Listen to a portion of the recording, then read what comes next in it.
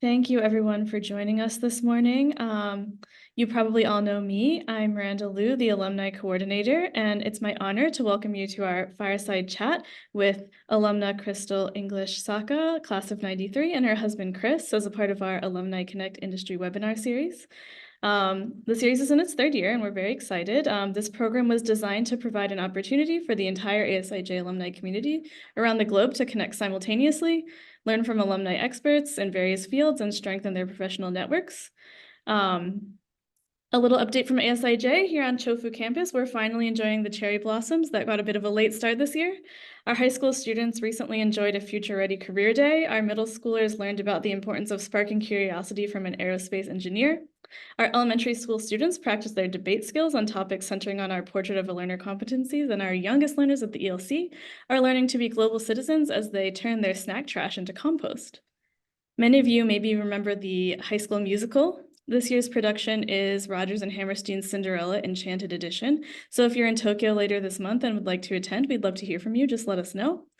If you haven't been back to campus recently, you may not know that ASIJ is one of our highest enrollments. We currently have 1720 students from 55 plus countries, and we'll graduate 150 seniors on June 1st, with commencement hosted on campus this year.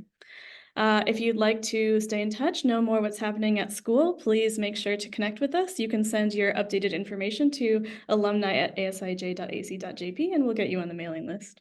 And of course, our Alumni Connect program is made possible through the efforts of our valued alumni volunteers on the Alumni Connect Committee. On that note, I would love to hand you over to our moderator, Deanna Elstrom from the class of '86, who serves as the co-chair of the Alumni Connect Committee, as well as our Alumni Council president. So Deanna, please take it away. Thank you so much, Crystal and Chris, for being here with us today. We're super excited to talk with you. I want to give you a little introduction to the listeners. So Crystal English Sacca attended ASIJ from 1985 to 1989, from 5th to 8th grade, and in middle school, she was student council president. You're one of your first leadership experiences, perhaps, in a long line of leadership experiences. She went on to attend Georgetown University, and she did the School of Foreign Service. And then she went into advertising, and she had a very successful 15-year career in advertising, where she worked with many, many famous accounts and won many awards. She was then a co-founder of Lowercase Capital, where she co-led seed deals, including Uber and Blue Bottle Coffee. And today, Crystal is a co-founder of Lowercarbon Capital with her husband, Chris. Lowercarbon Capital is the world's leading fund for early-stage climate tech startups, where she's investing in companies pursuing ambitious solutions to the climate crisis. In addition, Crystal is an author. She has written some fun books, The Essential Scratch and Sniff Guide to Becoming a Wine Expert, and The Essential Scratch and Sniff Guide to Becoming a Whiskey Know-It-All. And she also serves on the board of many, many institutions. So honestly, I don't know how she does it all, but we're so glad that she squeezed us into her schedule today. And then Crystal is joined by her husband, Chris. He is her co-founder and partner at Lowercarbon Capital and also the chairman of Lowercase Capital, where alongside Crystal, he led investments in early stage technologies, including Twitter and Instagram. At Lowercarbon, Chris leads a science and investing team pursuing cutting-edge solutions to the climate crisis across the realms of energy, building materials, transportation, food, industrial chemicals, and reforestation. Prior to this, Chris served as head of special initiatives at Google. He's also served on a variety of committees for President Obama's 2008 and 2012 presidential campaigns. And Chris is a TV personality, I found out, and I was watching last night some clips of him, which are super fun. He's been on Shark Tank many times, Alex Inc., and also Showtime's Billions, where I think in each of these you appear as yourself, which is super fun. Okay, great. Anything you want to correct me on, or did I get any of that wrong? You got it. Got it. Thank you. All right. Okay, great. So let's start. Crystal, we always like to start talking about ASIJ, and I know that you and Chris recently visited the campus with your 3 girls. Was that the first time to Japan, bringing them to Japan? That was our very first time bringing the girls to Japan and visiting ASIJ last year. Miranda, thank you so much for the warm welcome. Was my first time back to ASIJ in close to 35 years, and walking through the high school and to seeing the ASIJ gate in the courtyard, I just broke down in tears. ASIJ had such an amazing impact on me, despite only being there from the end of 4th grade to the end of 8th. Those years had such an impact, and that time in Japan, that I just was so moved. It was such a powerful visit. It was so great to bring our girls back, because they are now 8, 10, and 12. So they're about the age that I was when I was attending school at ASIJ. Oh, that's amazing. Chris, was that your first time to Japan, or? Definitely not my first time to Okay. Japan, but my first time to go finally see the school I've heard about. Right. Crystal and I have been best friends since we were 18 years old. So I've heard plenty about ASIJ over the years. And I think that was what was fun for our daughters too, is that hearing story after story about ASIJ, living in Tokyo, et cetera, and how they influenced Crystal, and finally connecting those dots was wonderful for them. You know, we joked around that that our daughter's favorite library in the world was the middle school library. They immediately walked in and like pulled books off the shelves and pulled up chairs like they attended school there. And that was only until they the high school library, and then wanted to just live there. And we're like, we got to get going. Remember, Miranda, they were just parked in your libraries. And now they definitely want to go to school in Japan. Yeah. Well, welcome. I actually have They had us take photos of all the reading lists and went immediately to get all those books out of the library here. And so they're obsessed and definitely go to ASIJ as soon as they can. Well, I have a classmate who moved 2 years ago so that his son could go to ASIJ for the last 2 years. And they're graduating this year. So it's completely possible. We welcome you with open arms. To Crystal's point about walking through the gates, though, there's some really incredible research. Jonathan Haidt cites it in his new book, The Anxious Generation, about how it's ages 9 to 15 that are truly the most formative for brain development. When kids go to another country in those years, they actually develop the feeling of being from there. They take on an accent, they take on the aspect, and like before and after those ages, that assimilation and that melding of cultures becomes tougher. And so it really made sense as we started to read this research in more recent times of why those years there were so impactful for Crystal, despite having lived in many places all over the world. We highly recommend this book. It's actually going to be the book of our generation. What's it called again? What's the name? Generation. The Anxious Generation by Jonathan Haidt. Okay. It's about revisiting a phone-free childhood. Wow. Moving from basically play-based childhood to phone-based Yes. childhood and all the predictable disasters that have come along with that. Yep. We all wish we could, turn off the phones or take the phones away, I'm sure. So Crystal, going back to when you arrived at ASIJ and what you got out of that experience, you touched on it a little bit, but and also just being in Japan, how did that impact you, and how did you carry that forward into the rest of all the things that you've done? So my time at ASIJ, it wasn't just the incredible teachers, the incredible experiences of getting to travel to all parts of Japan a week at a time with friends and without adults, but it was also just being in Japan and the sense of design in the DNA of the culture that really impacted who I am today. One of my good friends and creative collaborators who illustrated my books and I've known for 20 years, visited Japan on a project, and she came back and called me that day and said, "Now I understand you." And it was my time in Japan being surrounded by the old and the new, the design being built into the DNA of shrines and temples alongside the lights of a modern culture. I felt like I was living in the future. We were even in the 80s, we were living in a time that design was so important. Industrial design, product design, the future of graphic design, it just was built in. And that led to where we are, it was the thread that connected throughout my career through design and advertising into building companies that were leading the path to the future. Both with Lowercase Capital and with Lowercarbon now in climate. I would say too, just noticing when Crystal uses the word design, that goes beyond design on a page. So she's designed 2 New York Times bestsellers and is like a super acclaimed author. But at the same time, design is also experiential design. It's user experiences. It's how products work. And I see in her work all the time, as she works with the entrepreneurs that we back, how she's used to seeing things from the perspective of a user, of a visitor, of a buyer, of a customer, and then walking in their shoes through how and making those things simpler and better. And I can see how that was influenced by her time there. I think so much of being in Japan at ASIJ and as a third culture kid, you actually start to be able to be flexible and understand a culture.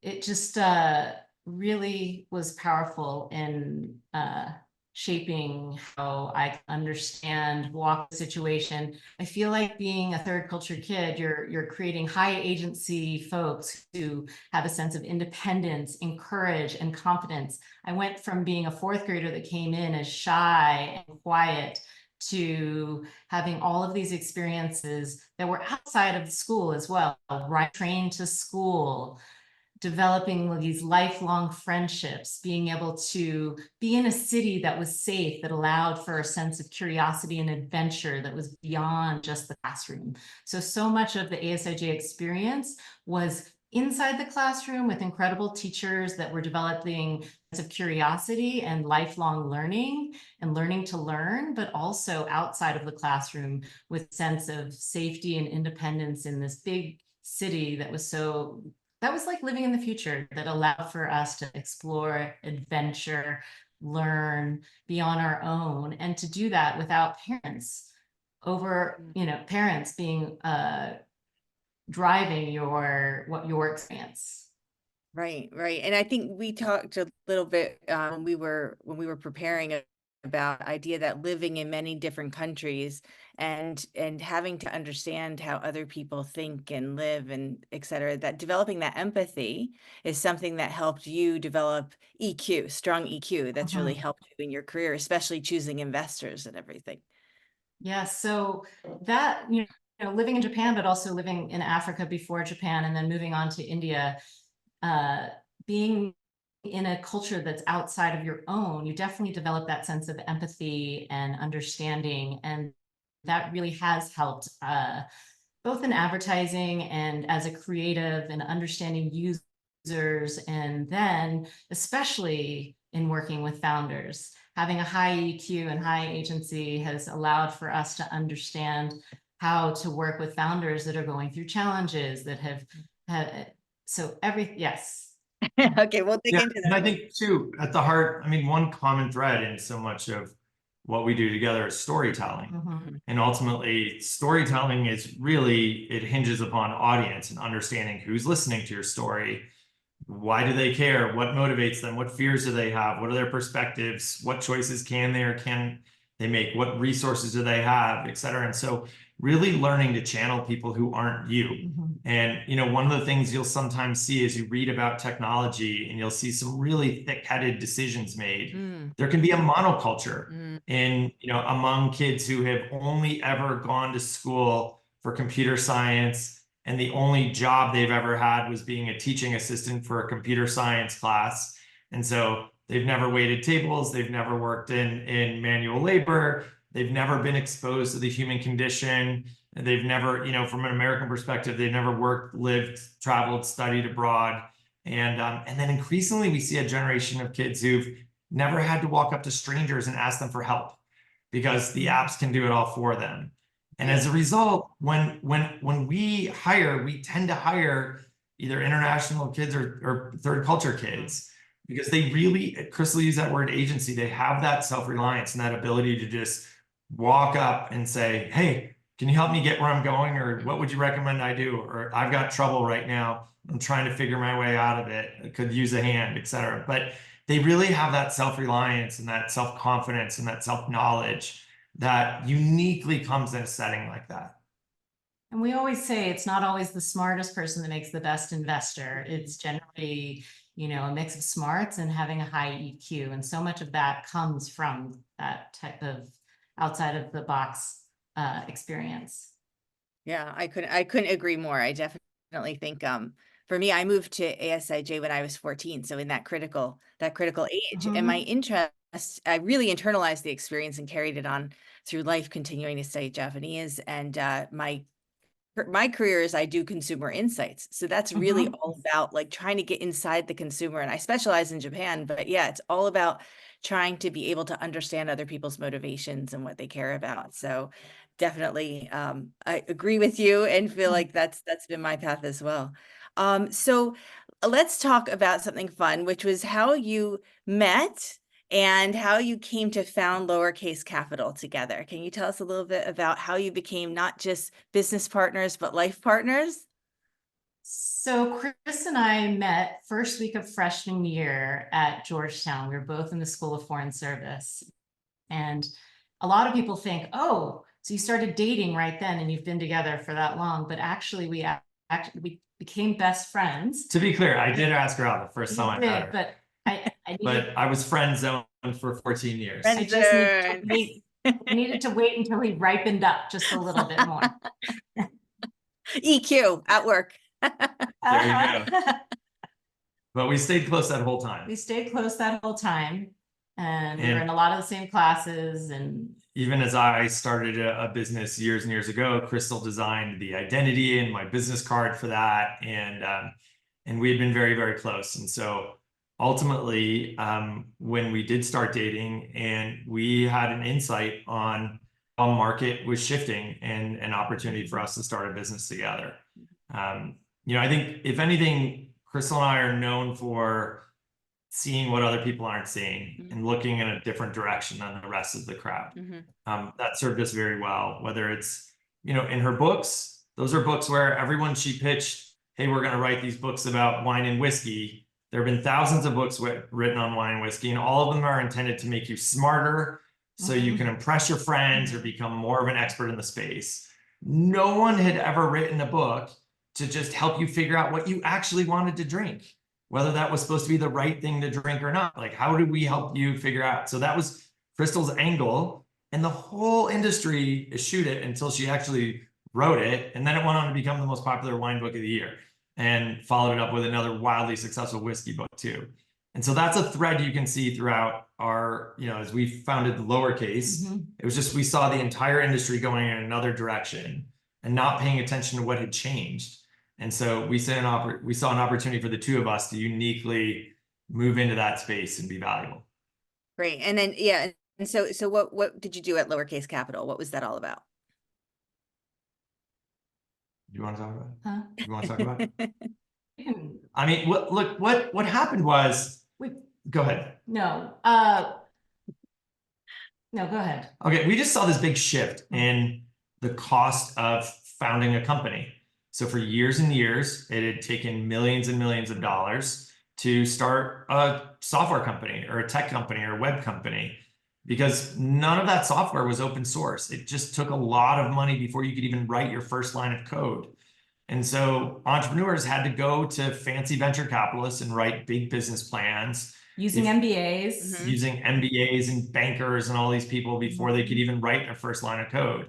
And so what we realized is there was this gap where the big venture capital firms were writing multi-million-dollar checks, and yet the need for those companies was actually not that big. And so we saw where we could come in with smaller investor checks and yet have a big impact on this new breed of company. And so there we were writing tiny checks that were immaterial to the big venture funds, but were the perfect fit for startups that now had laptops that were really powerful, internet connections that were basically free. I mean, for those of us who are our age and older, you remember internet used to cost tens of thousands of dollars to get a connection to your office. Now starting in like 2005, 2006, your stuff could be hosted in the cloud. We didn't even really have the word cloud yet, but before that, you used to have your own rack of servers in your own data center. I mean, the whole thing was a nightmare. And so with open source and cloud hosting and free internet connections, finally had a generation of entrepreneurs building their own stuff.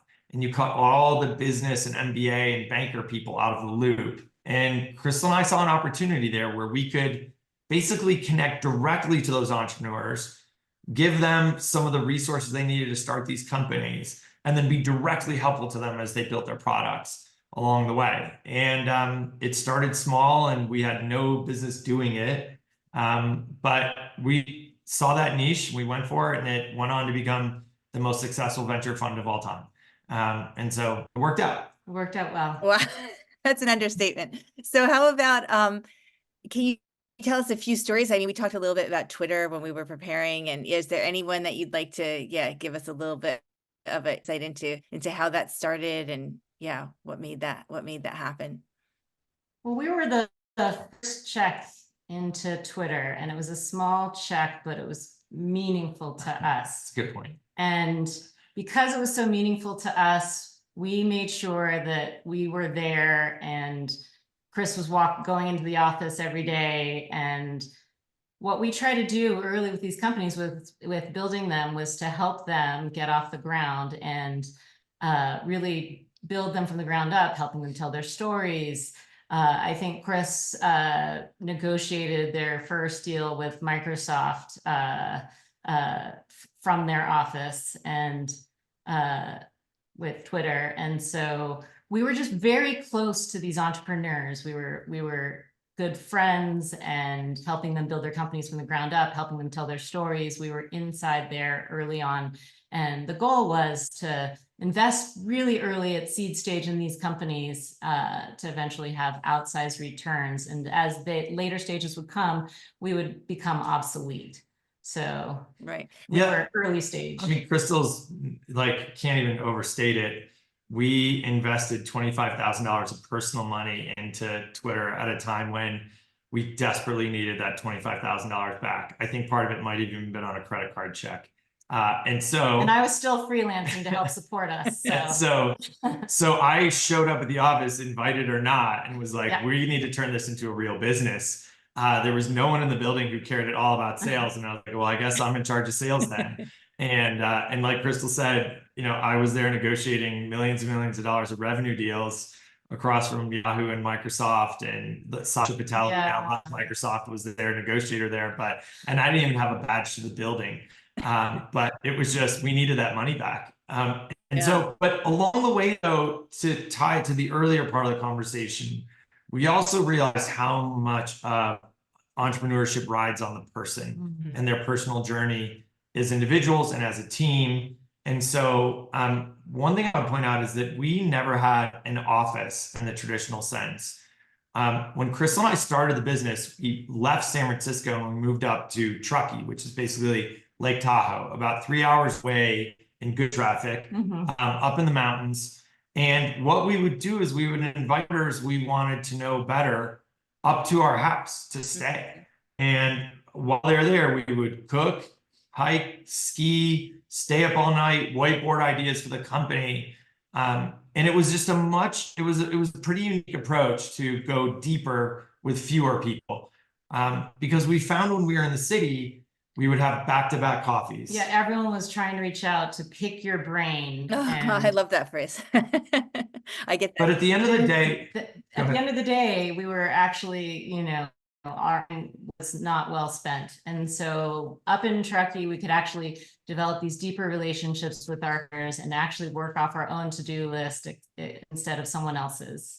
So if you do a 14, pick your brain meetings at the end of the day, you're over caffeinated, you've lost your voice, you probably haven't eaten well, you haven't gone to the gym, you haven't written anything, right. You haven't spent any time with your partner or your kids, and so as a result, you're just wiped out, and you've helped everybody else with the thing they want from you, but you haven't done any of the things on your own to-do list. Yes. And so Truckee, moving out of the city, allowed us to be on offense and do, so what do we want to do?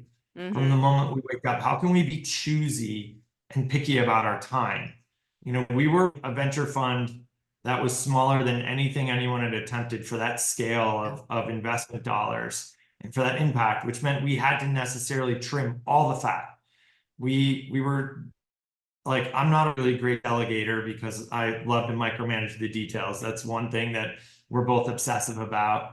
And so if we were going to cover all of this with a remarkably small team, we had to not waste our time with a lot of meetings and with a lot of And so that was kind of that ruthless efficiency, but where instead we took the save time and targeted it directly at the things that mattered. How do we get super close? How do we really dive in and build those products? And it's amazing how people's minds open up when they get to the woods and when they get to the mountains. The whole mindset changes. And so we wanted to make sure we created an environment where cooking together, breaking bread over some wine with the whiteboards there, we could really design the things that change the future. We also invited up some potential founders and found out that when you have a really great way to tell whether or not they were going to be an amazing founder and someone you wanted to partner with in business, because if someone came up and they didn't want to help you with the cooking, they didn't offer to stop on the way up, buy some steaks, to buy some fish, and when they after dinner they decided they would go sit down instead of helping in the kitchen, you realize that's not someone you necessarily want to be in business with. It says a lot about someone. So having these relationships outside of Valley, outside of San Francisco and South Park, like we were able to go deep with folks and really kind of understand how people were working. And that again is like the EQ part of what I think has made what we do so special. So besides, I mean, what we're up to are deep long-term collaborations. And so it goes way beyond the pitch deck. And Crystal, I think, is at the very best radar for, is this someone that we will have a robust collaboration with? Not somebody who's going to take every single thing we say and just and do it, but somebody with whom we'll have a healthy, balanced relationship of feedback, of mutual understanding, of listening, but of all rolling up our sleeves. And she's right. If they're not willing to get out a knife and peel the potatoes or the dinner wraps, and they don't even take their plates up, we could name some household name people who were like, nope, like not gonna work with these folks. Like it's worth it, because it's a really clear early indicator of what are the next, because if we're gonna build a world-changing company, that takes 15 years. So what are the next 15 years of this person gonna be like? Are they going to be time that's so enjoyable and rewarding that it blurs that line between work and fun? Or is this really going to feel like a needy, demanding, intense, combative, pain in the ass, selfish person that's going to make this hard for us all?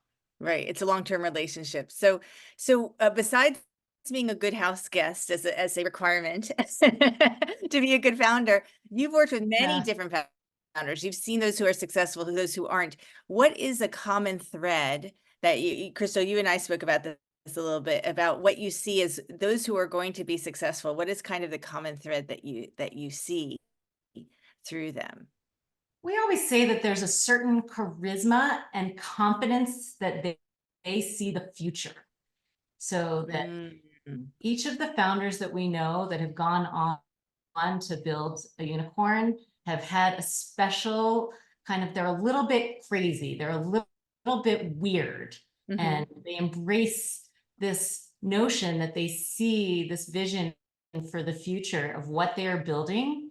And it's not always going to be the nice person or the person that you are, what we're saying, it's the person that's going to help. It's someone that gets out there and rolls up their sleeves. But there's something in their personality that you can just feel that they see the future. Yeah, there's a sense we get asked this a lot, and we spent a couple decades now thinking about it, because our founders don't fit any prototypical race, nationality, gender, skill set, college degree. In fact, I think we might, or even which institutions. Non-high school graduates are probably overly represented there. There isn't any name brand. They are all weird. They're not normal people. And sometimes that can trend towards sociopath. So you have to be aware of that. But on the other hand, it is the people who have a very unique lens on the world. Number one, they have a unique perspective. And number two, to Crystal's point, they see an inevitability of the future. And when she says charisma, it doesn't mean they have to be the most salesy person you've ever met. So it's not the person who kind of holds court at the club or whatever. It's often just someone who speaks with such clear vision and conviction about the future that it's magnetic. I mean, I remember sitting with the founders of Instagram when there were just 2 of them, and we were suggesting some things to them about the product early on, and they said, well, that'll be good to roll out when there's 10 million users. That's probably when that makes sense. And we're like, dudes, there's 2 of you. But they weren't bluffing. They weren't trying to convince us. Their heart rate didn't change. They just knew it.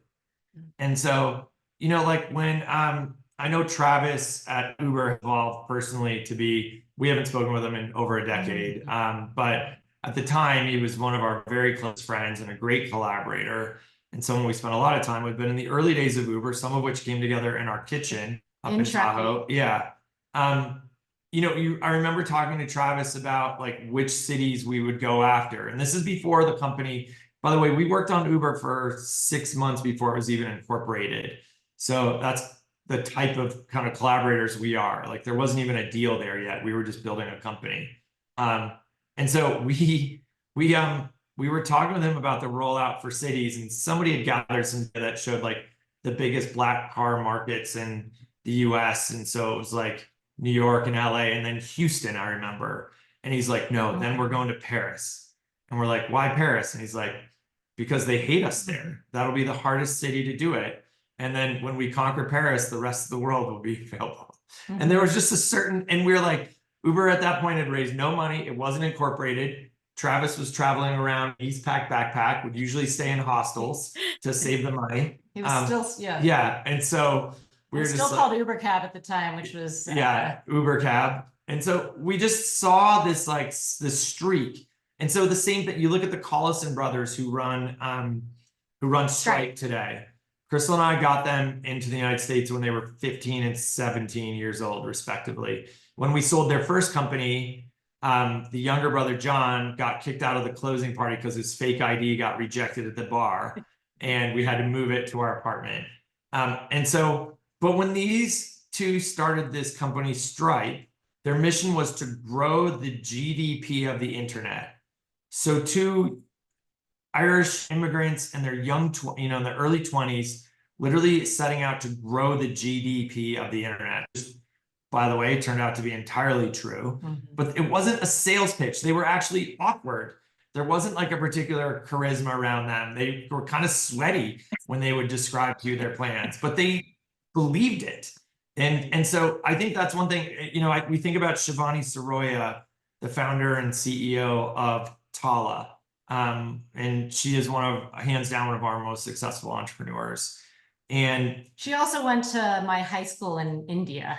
Yeah. Did you know each other? Another third culture kid. Yeah. And I remember when she first showed us what she was building, we were absolutely blown away.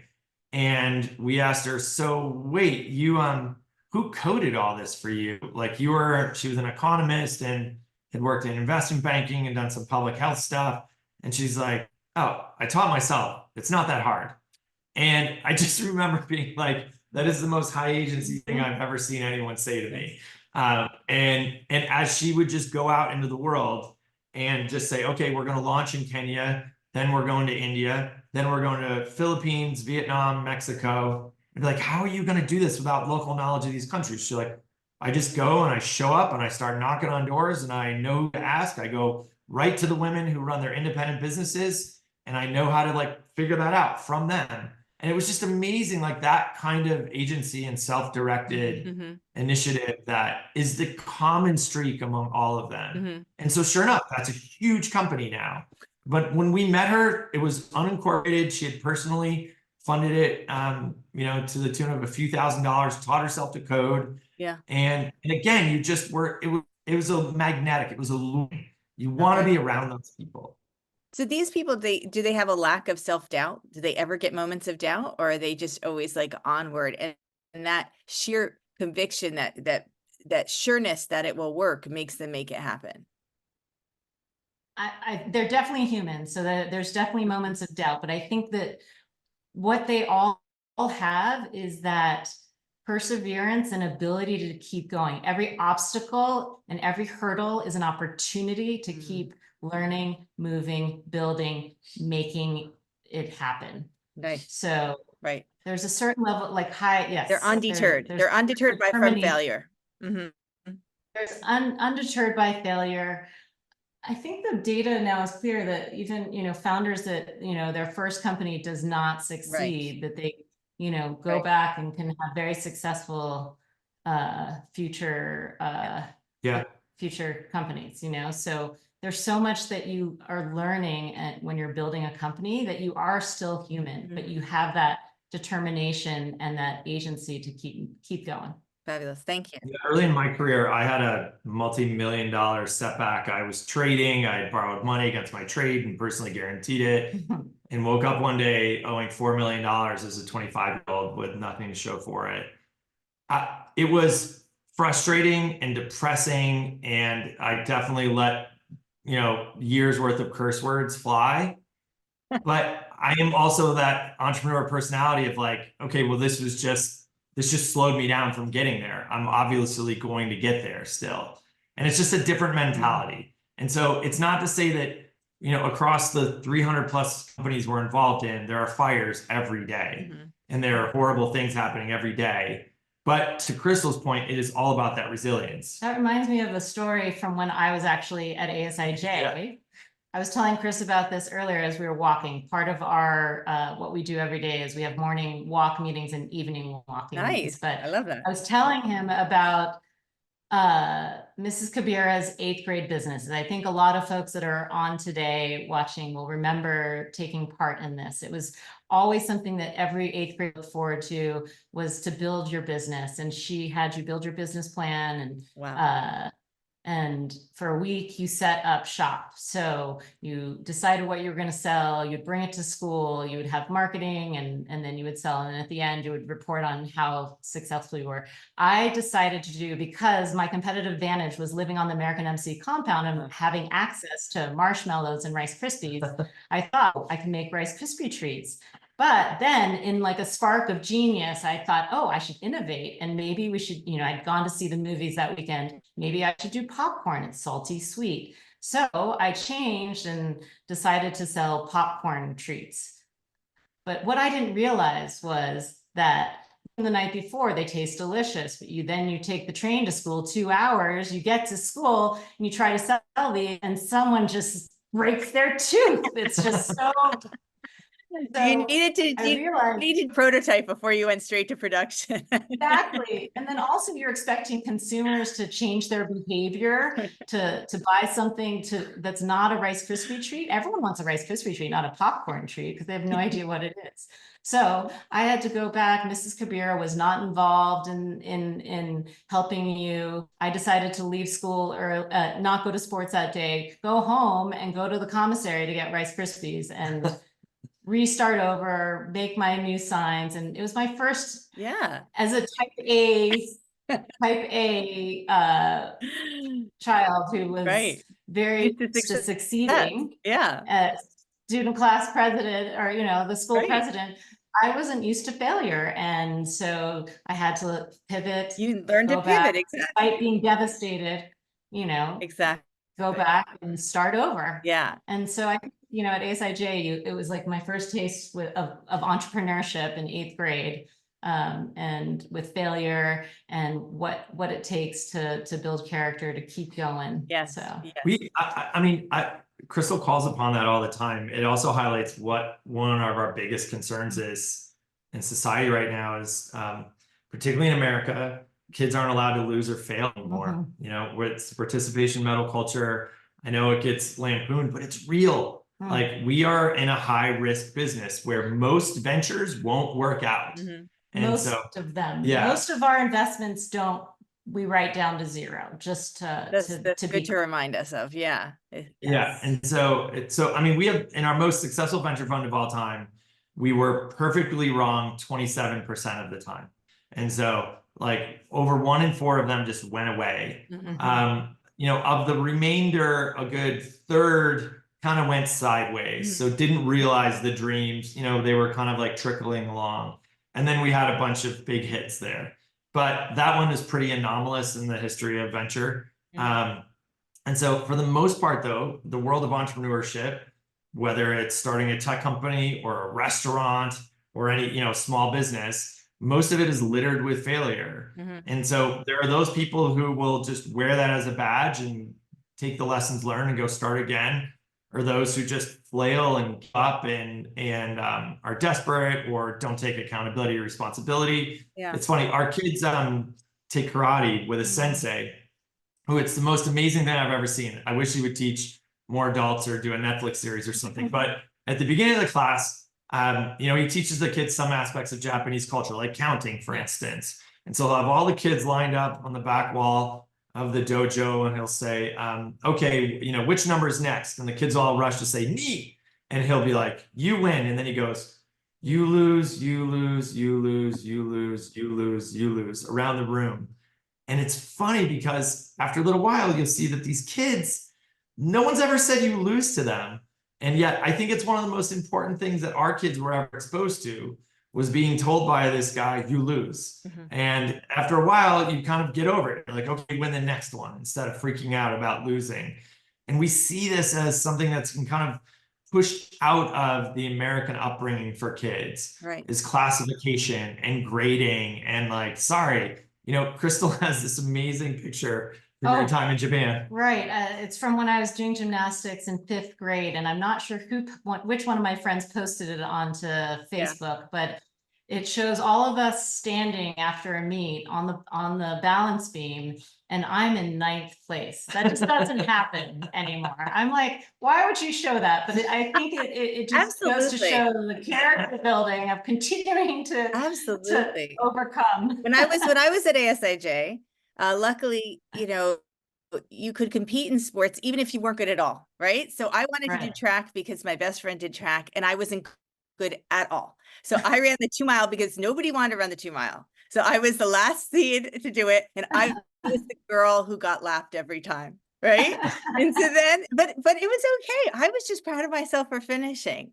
And the fact that I was allowed to do that the coach included me, that he, still acted like I was important to the team, was very meaningful. And then my daughter went on to do track at ASIJ, and she's really good.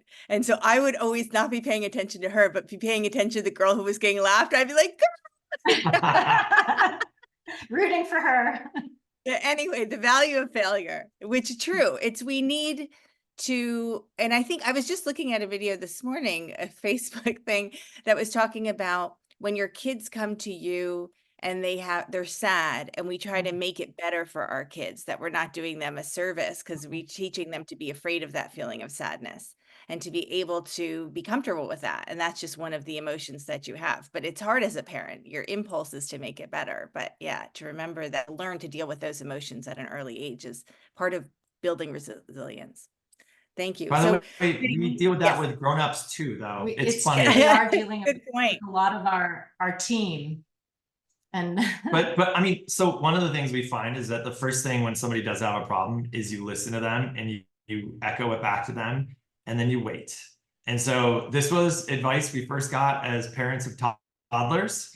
Was repeat the toddler's problem back to them and then sigh. And it turned out to be incredible relationship advice as well as entrepreneur coaching advice. And so when something's going wrong and someone's complaining to you about something, repeat back what you heard and then sigh and sit with it for a second, because all human beings just want to be heard and validated. And then, as with kids, like, start with kind of leading questions about ways they might dig their way out of this on their own, like asking questions about how they might get to a solution and build that, again, that agency and that executive function to solve it themselves.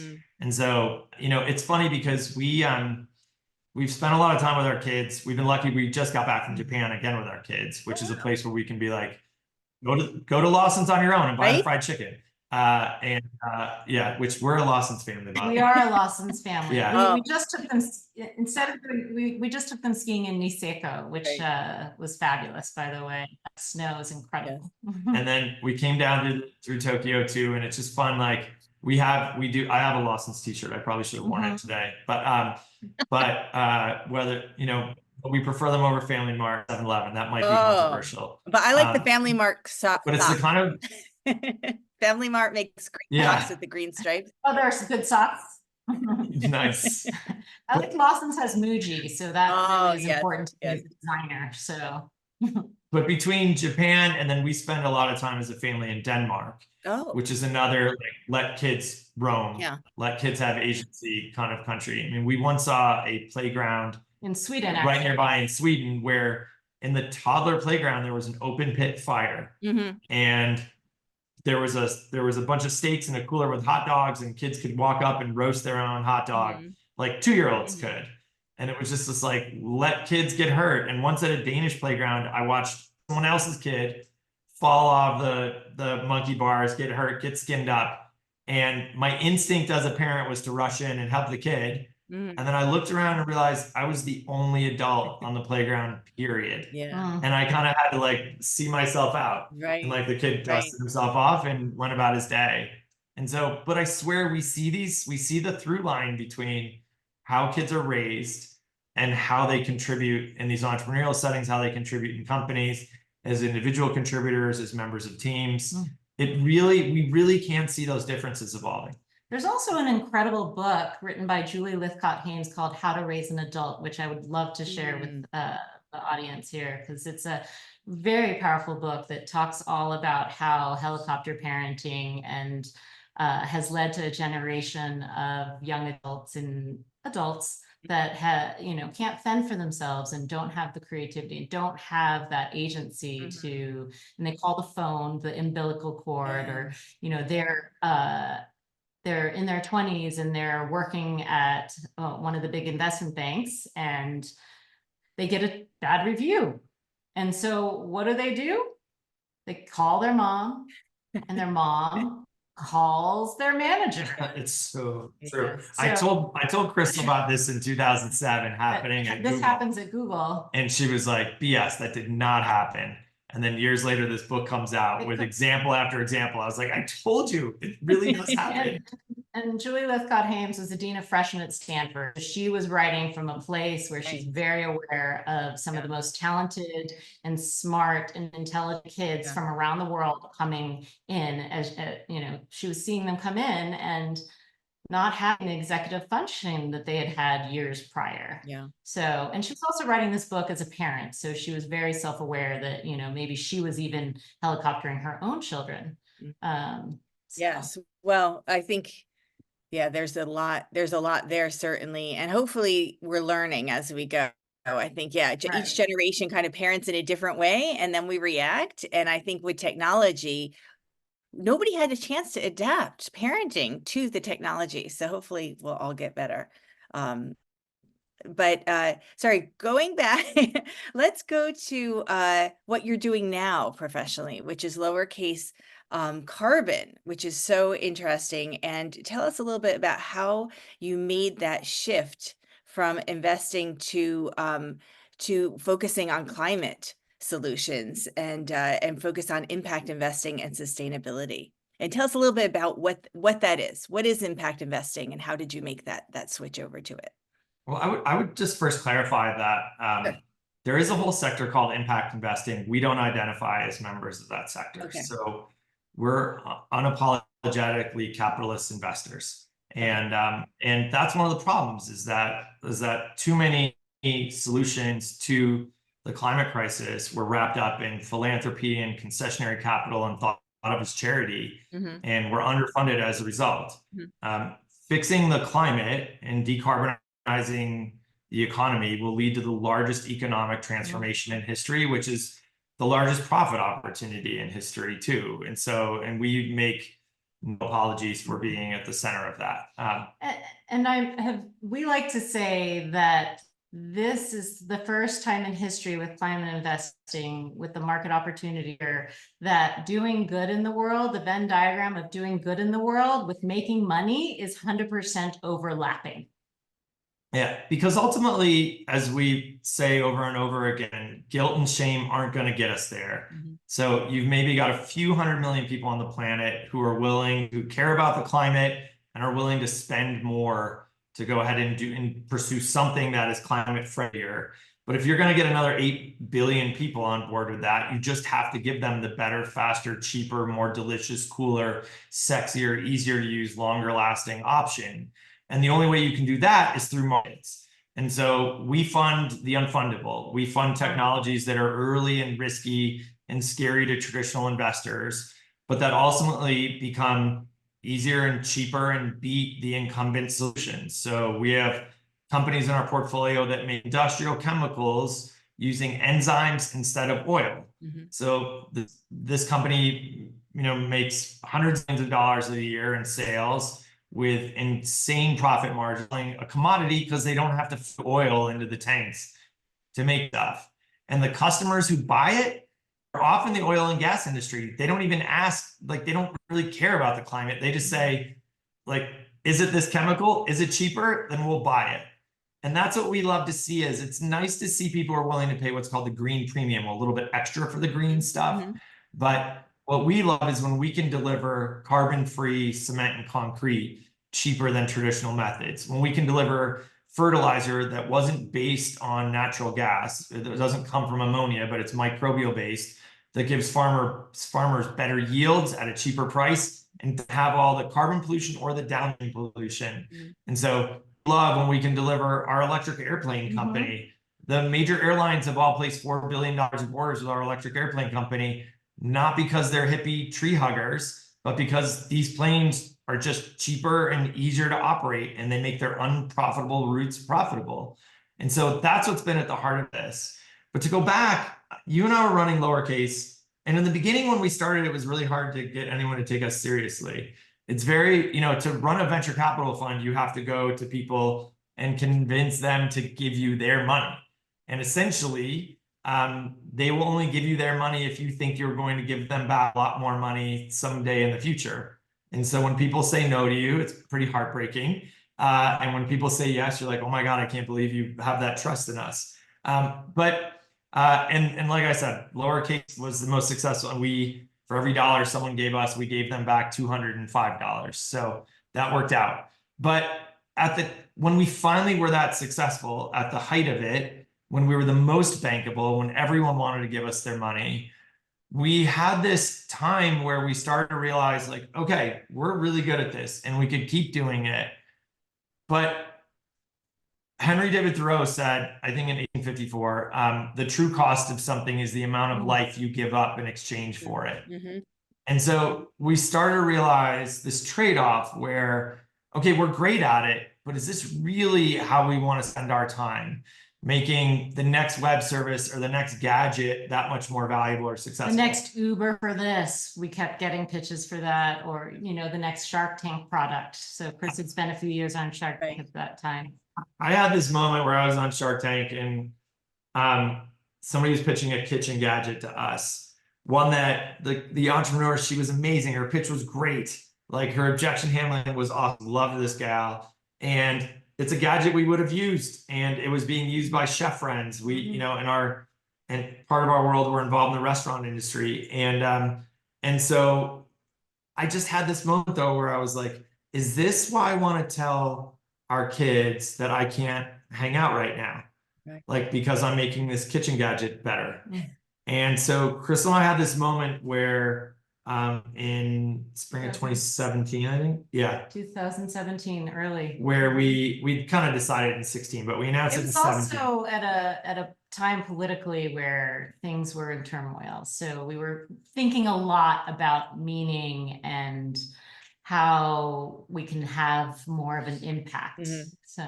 So we decided to walk away, to retire from Lowercase.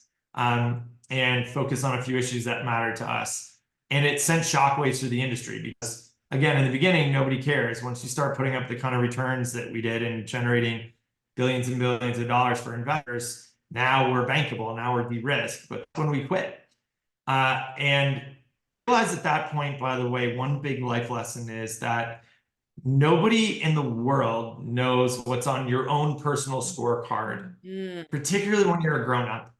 Like when you're a kid, your parents are pretty good proxies for what your goals should be.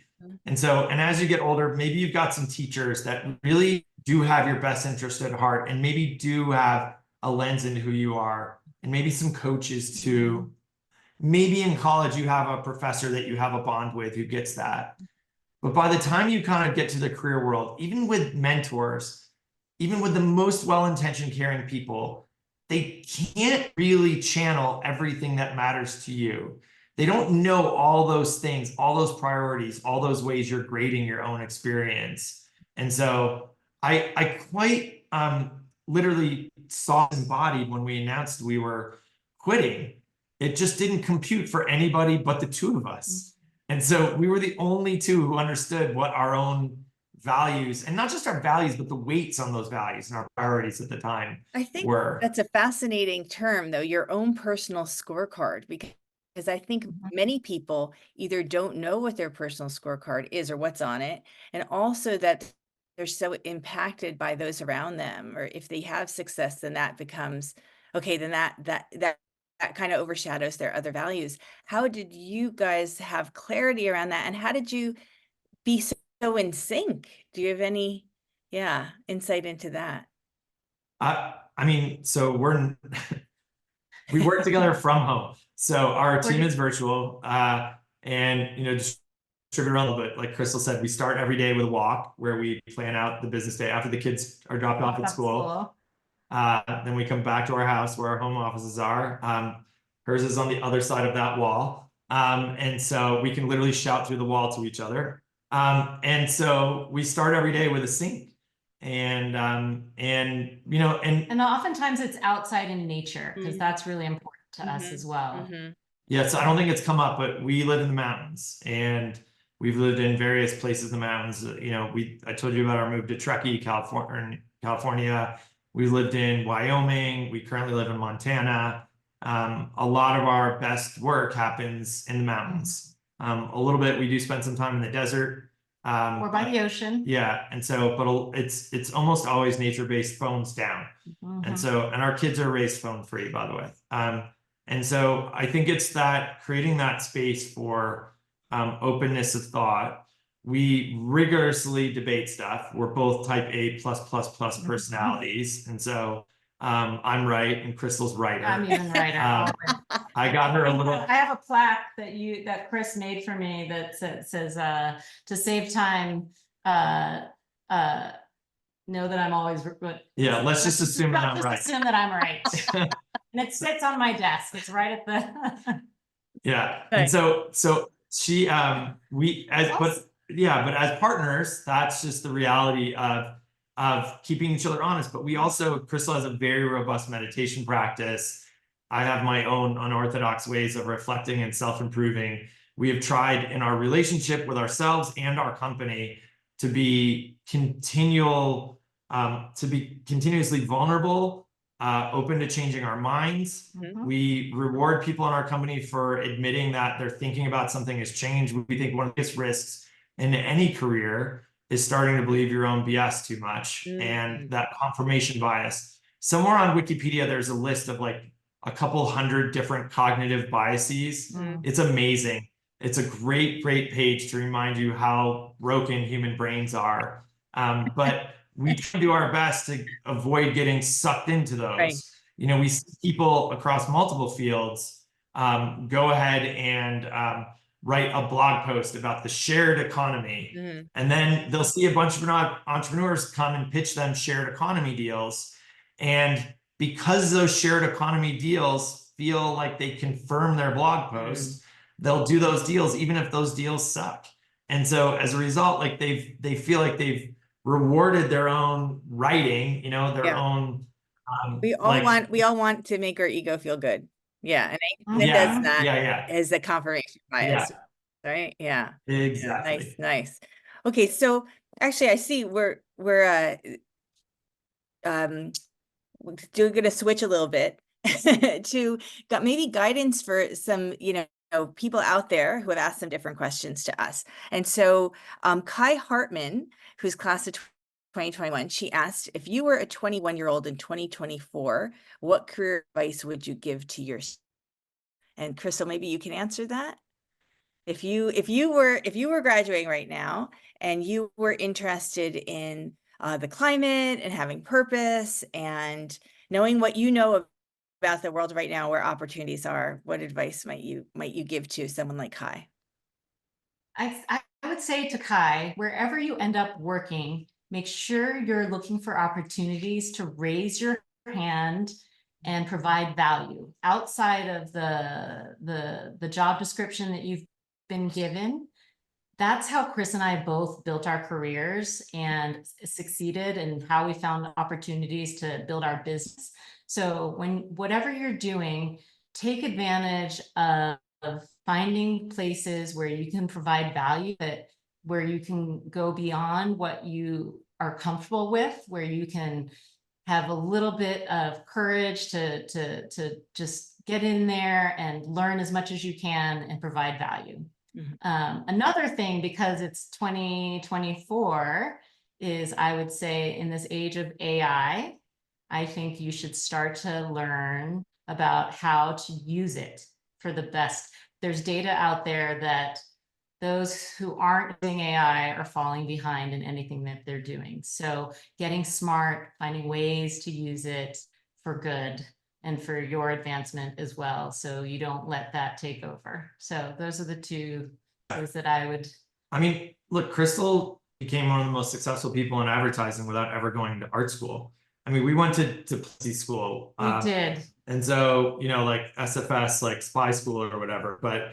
And I got into advertising on the account side, but very quickly I knew that because I had design DNA in my blood, I was on production. I knew that I could be an art director. I just knew it. And like a founder that's determined, I went in there, I raised my hand, became a creative assistant, found all of the best creatives and said, I know you guys have families. I know you have kids. You want to go home. I will do all of your work.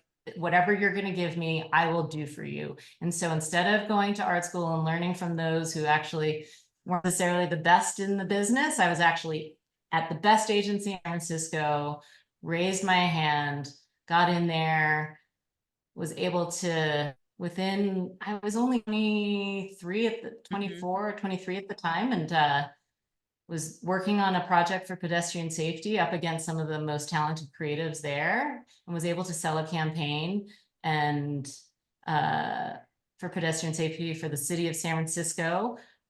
We won it up against 4 or 5 other senior teams.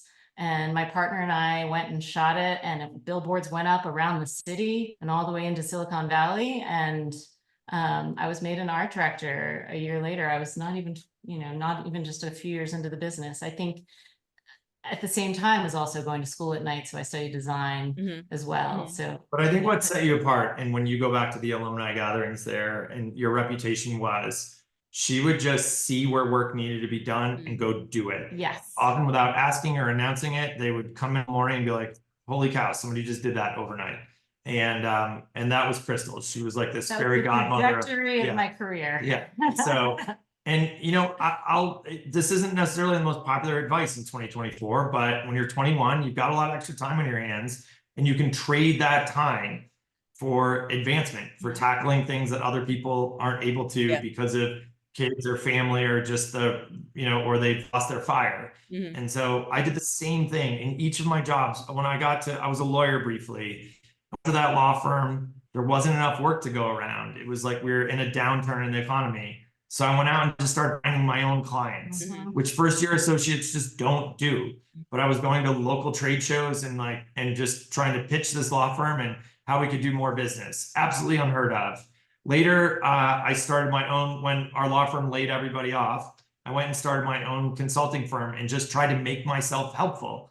Everyone's like, how did you do that? And I just said, I just got into rooms and saw people who were struggling with telling their story or pitching their business or developing their plan, et cetera, and just offered to do it and kind of figured out the compensation later. And so by the time I got to Google, At Google, I was just the kind of person who would listen to, I would almost sneak into the meetings sometimes, the big executive meetings, and listen to what was needed, what wasn't getting done, and then just do it.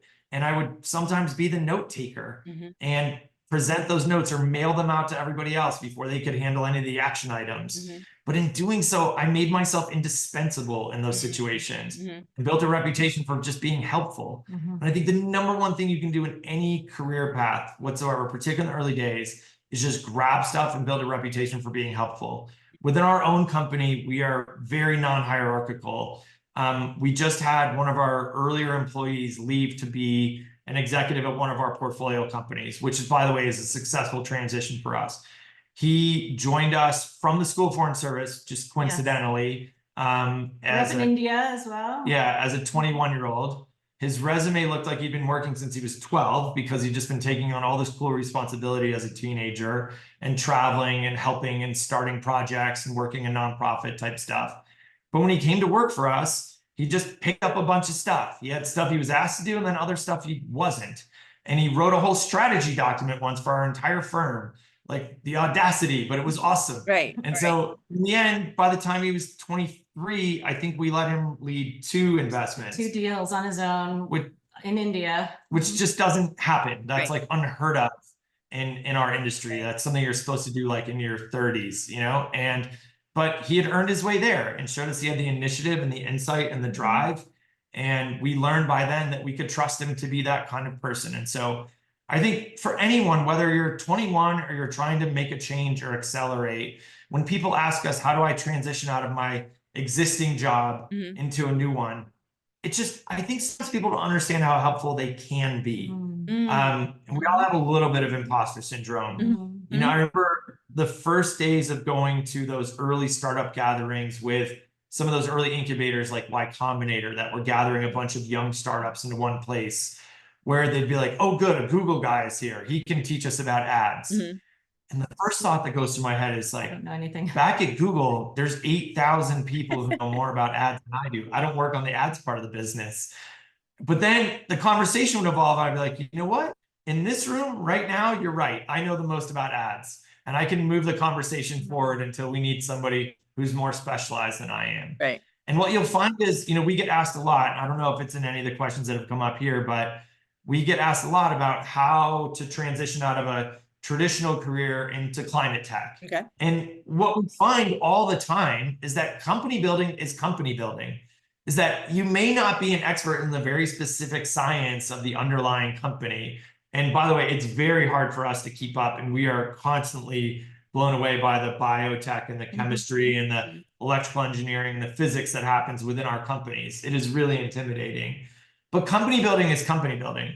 And so they still need operations. They still need recruiting. They still need finance. They still need storytelling. They still need communication and storytelling. They still need people and EQ and management and all of that stuff that happens along the entrepreneurial journey. And so it's been really amazing to see the transition of folks from traditional technology or traditional industry, aerospace, pharma, agriculture, transportation and automotive, industrial chemicals, materials, like all these huge areas of missions where the skills translate directly to the kind of stuff we're doing. And we even see lots of oil and gas people who come into our industry because a lot of what we're doing with like carbon removal is running those same pipes in reverse. And so it's same tools, same skill sets. And so that's been incredible. But I think the number one universal thread across all of that is just be in the room and offer to be helpful. Right. And you'll first being helpful feels really good, right? It's like really fuel for any human being. When you feel like you positively contributed, like suddenly you just feel better. Yeah. But that is the path towards career advancement or career transition. Right. Yeah. And so I think just to sum up a little bit is you're saying, you know, be observant and detect where there's a gap, where there's a need, and be the person who raises their hand and makes it happen and shows that they add value. And that in any industry, even if it's a new industry that's working differently, be confident that you have something to add. All your experience gives you something that you can add to the puzzle if you're going to make a career transition. What about what advice? Actually, Christian Brown from class of 2012, what advice would you give a first-time founder in the climate space? It's very specific, but if you have any. Yeah, no, I mean, look, the climate space is interesting because at the end of the day, digging up and burning old dinosaur bones is just really expensive. And powering the economy that way, not only expensive and it causes a lot of damage, but things also tend to blow up. And so using the sun is just cheaper. And so anytime we can remove oil and gas from a process, it just becomes cheaper. And that's where the profit opportunity is there. And so we have to continue to reset the framework from we're doing this stuff to be nice and warm and fuzzy about it. These are the biggest business opportunities in the world. If you look at what's happening in solar and wind right now, those people who are building those facilities at scale don't necessarily vote for Democrats, just because that's where the biggest economic opportunity is. Solar is just cheaper. No matter what Trump did to try and make coal cheaper, it just doesn't work. It's more expensive, even if you don't take into account the environmental degradation and the downstream consequences. It's just more expensive. And so solar and wind are happening because they make business sense.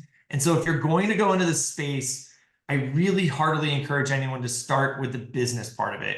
Is this a business that makes sense? Is there a path here to where a consumer who has to act out of self-interest? Because remember, across this planet, almost all of the people are living check to check.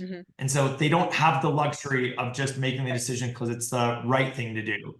They're trying to raise their station in life. They're trying to take care of their family. It's mostly subsistence living on this planet. We have this burgeoning middle class, but again, it's focused on trying to achieve a quality of life, not at the expense of this tragedy to the commons. So you just have to give them an option where the climate benefit is secondary to the reason that they choose that thing. And so I think anyone going into this space has to see what is the true business angle here. Now, the good news is it finally makes sense. The reason Crystal and I started Lowercarbon is like the same thing we saw with Lowercase. The cost of starting these things had come precipitously down. And so it used to be you'd need literally $500 million to have a compute cluster to do what a team of 3 kids can do now with running a few cycles off of an Amazon or Google Cloud service. You'd need hundreds of millions of dollars to have the DNA sequencing that kids can do now with CRISPR, like Cas9. Yeah, and CRISPR Cas9 on their own, like with the bioreactors, even just stuff that machine learning, just everything you can do in the computer. It just so the cost has come down on an exponential curve, and then the capability and the production has gone up on an exponential curve. And the first wave of climate investors still have all this scar tissue because it was too damn expensive. And thus they needed government subsidy. They needed to change laws. They needed consumers to pay way too much. And so a lot of those things didn't work out. We're of this new school that just realizes, like, look, it's nice when government helps, but we don't need them. We don't need the subsidy. We just need to build a better product that other people want to use and that they want to choose on their own without having to be tricked or convinced. And so the end result has been fantastic. And so that's what I would encourage anyone getting into this space, is to find the thing that's the actual business. It has to be a business to be sustainable. It can't just be purpose. Yeah. Okay, great. Thank you. Sorry to jump on and interrupt. Sure, go ahead, Miranda. Amazing discussion. I just wanted to note that we have about 50 minutes left, so I wanted to take some time to take some audience questions from the Q&A and things that people had submitted.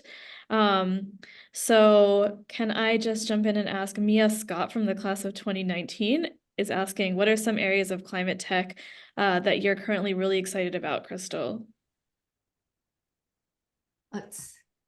I'm currently really excited about what we're doing with some of our consumer products to help reduce methane in the environment. We have a company that was started by former Apple and Google engineers called The Mill. And so it's taking food scraps and recycling them into feed for animals. And it's one of the highest selling products. They sold all of their first generation. The second generation is coming now. And it's really exciting to see some founders that have been extremely successful in the hardware and technology space pivot over to climate to solve a huge problem, because methane actually is much more dangerous even than carbon dioxide. And food waste, as you know, is such a huge problem globally, especially in the Western world. So to see them come at this problem first on the consumer end, and we know that it will eventually evolve to be more industrial and for governments and communities and for countries. So something like that to me is very exciting, and I think is also accessible to a lot of folks that aren't climate scientists that are trying to change, energy or industrial chemicals. I'm very excited about those spaces as well, because right now we have companies that are building batteries to heat industrial processes, and we're building companies that are building zero waste. We have a company that's making zero waste or zero carbon cement, and a company that in France that actually has wood that is just as strong as steel. So we have so much out there. One of the other places that I can't express how excited I am is the fact that we actually have a fusion fund that we raised.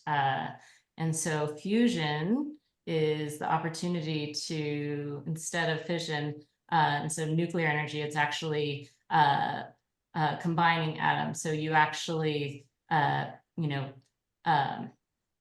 get energy that's as powerful as the sun. And so we have for decades, they've said that this was not going to happen and it wasn't a possibility. And we went out again, for the same reason that we've been building a lot of our other companies. The cost of building a lot of these reactors has come down, and we had some insight into the fact that we're getting very close to the Q is greater than 1, which is like the energy coming into the process to combine these atoms was actually greater than the energy going in. So just months, I believe, after we raised our fusion fund, NIF, Q is greater than 1 has been proved. So we know that it's on the horizon. And so we're very proud of the fact that we are at the forefront of that. We have 8 fusion companies right now. All of them have gotten grants from the government, from the US government, for the work that they're doing. And we can't really say for privacy, we can't really say exactly how far off we are, but just know that it's working.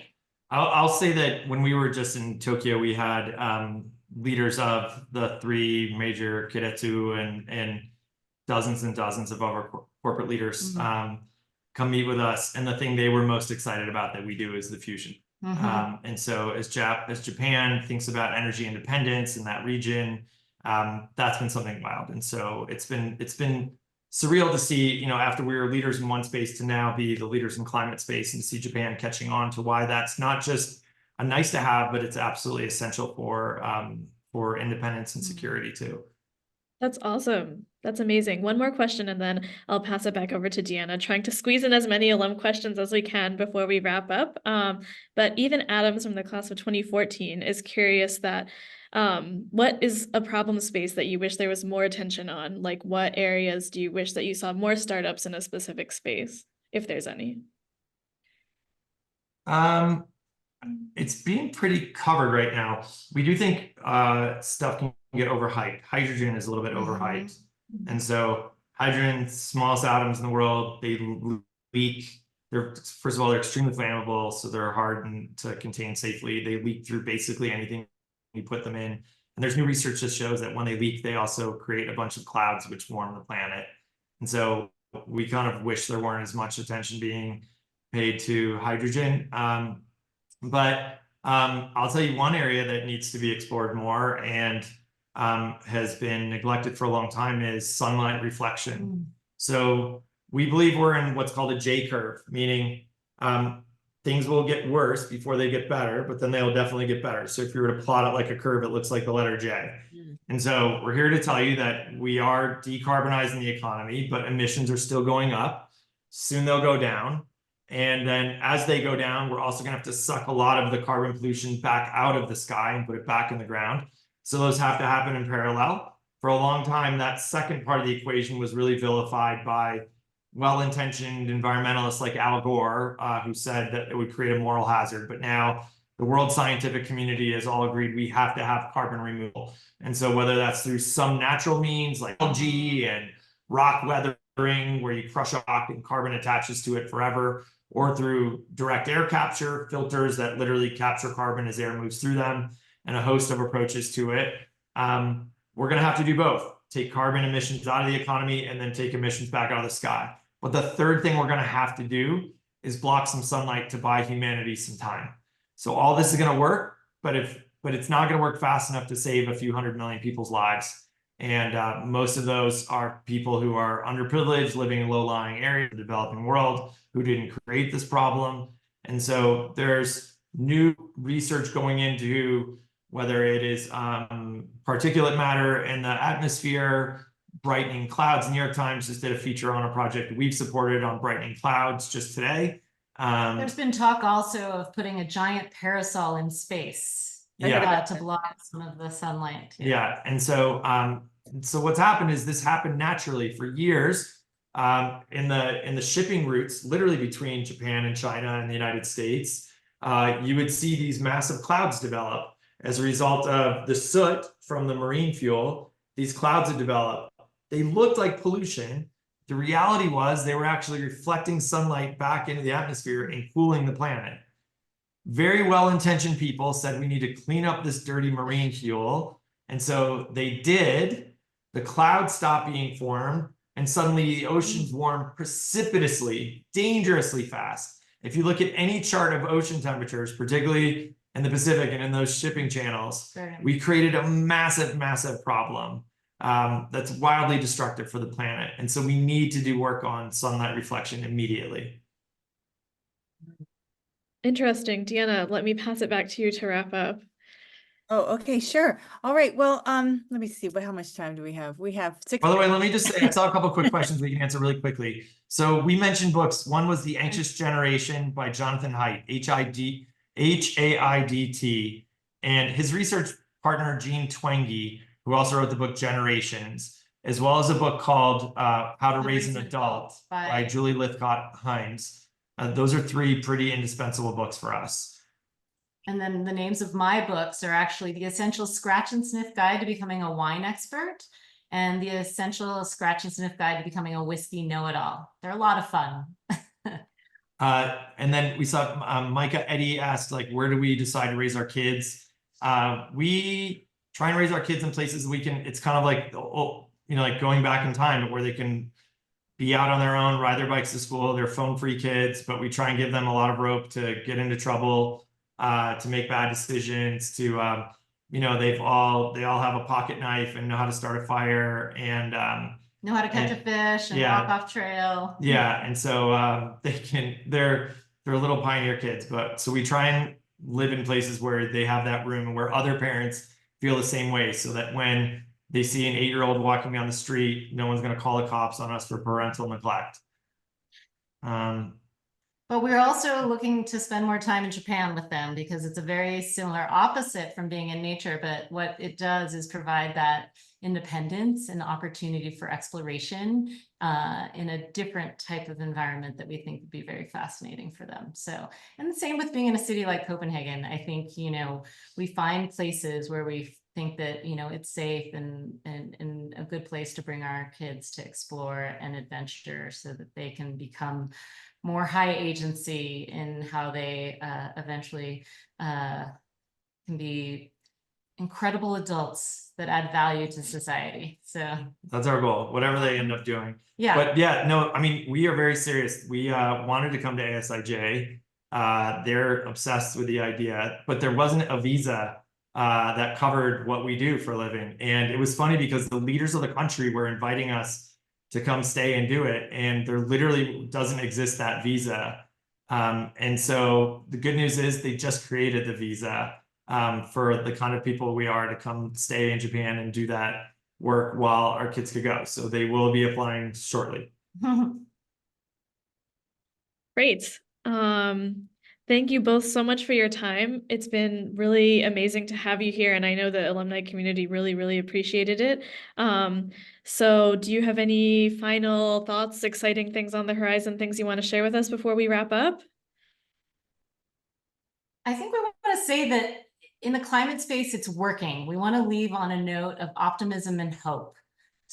So we're doing the work, and we're trying to encourage more people to come over to climate. Lowercarbon Capital actually just bought the climate draft. So in addition to going to our website to see what incredible entrepreneurs and scientists are building in the climate space, if you're interested in embarking on a career in climate or transitioning, please check those out. And we just want you to leave knowing that there are people out there working on this, and it's an exciting time for the planet, and not just one of doom and gloom.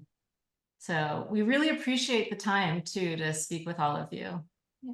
And thank you. Sorry that my my internet connection abandoned me right there. But thank you. It's really a delight to meet you both and to talk with you. And I'm sure everyone really, really is reflecting upon everything that you said. And I'm personally am super excited to hear so much optimism and good things happening in this space, and to hear about your journey. Thank you. Thank you, Dina. Thanks, Miranda. Yes, I just again want to echo to say thank you, and we're so excited to have you in the community and hopefully see more of you in the future. So thank you so much for your time, and we will be recording this and hopefully being able to share it out to the community soon. Sorry, Chris. By the way, I saw a couple of people ask, the best way to get in touch with us is through our website at lowercarboncapital.com. And so that's a great place to read about. We don't pull any punches. We're known for being wildly candid about how we work and what matters and what doesn't. And so, but that's also the best place to see the things we're up to, the opportunities to get involved and to get in touch with us. Perfect. Thank you so much. I know it just is so important to so many people, and the work that you're doing is so meaningful. So thank you. I'm sure lots of people will love to reach out. For your friends and family who weren't able to watch, we'll hope to share it out in the coming days. So please subscribe to ASIJ's YouTube channel and keep your eyes peeled for emails coming out of the alumni office. We'll also be sending out a survey. So we'd love to hear your feedback about this call and the program and what you're excited for ASIJ to do in the future. And for those of you who opted to have your contact info shared, we'll be sending out that information in the coming week or so as well. Finally, just a couple last minute reminders. For those of you who are in the Tokyo area, there is a meetup tonight at the Rigoletto in Shibuya. Deanna will be there. It's a great place to network and connect, debrief this call, that sort of thing. If you're in Boston, also, I guess tomorrow, it's the evening in the US, so tomorrow, there'll be a First Thursdays at Izakaya Itoku in Cambridge. And LA also has a Hanami coming up, as does New York City. So we would love to see you if you're in those areas as well. So once again, thank you all. Thank you so much, Crystal and Chris. Thank you everyone on the call and everyone in the community for keeping in touch. And once a Mustang, always a Mustang. Go Thanks. Mustangs. Go Mustangs. Thank you. Goodbye, everyone. Thank you so much.